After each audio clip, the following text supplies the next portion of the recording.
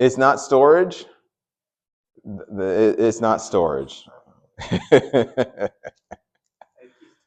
It's not storage. Do you think Israel could do those 7 things? Could Israel do this?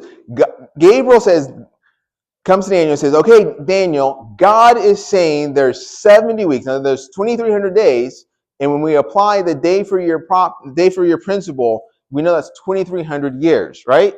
Let's have some fun here. Where's the other board? Over there. All right. We know that there's 2,300 years in this prophecy. So, what's going on? We know that Gabriel comes and says, Daniel, 70 weeks have been determined. So 70 weeks have been taken to give an explanation, a little bit of an explanation, inside this prophecy of 2,300 days. Now, if you can't see the color, just let me know, and I will choose a different one. Okay, so we have a prophecy. There's a start time, and it goes, we know that there's 2,300 days, right?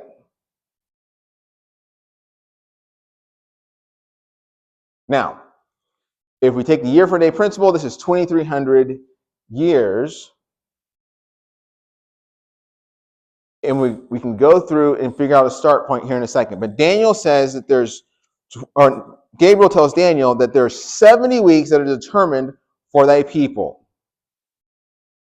Right? Now, in verse 25, Gabriel tells Daniel, know therefore and understand that from the going forth of the command to restore and to build Jerusalem unto Messiah the Prince shall be 7 weeks and 62 weeks. How many weeks is that? The score is 20. It comes to 69 weeks. 69 weeks, if you go a day for a year principle, that means 483 years, then the Messiah is going to show up. So we know that there's 70 weeks, but in 69 weeks, Messiah is going to come. He gives the actual start time of when this would be happening. When would this be happening? Well, let's look at some history. We know, looking at the history books, we know that in 538, 537-ish, a decree was issued from Cyrus, king of Persia, for the Jews to return to Palestine to rebuild the temple.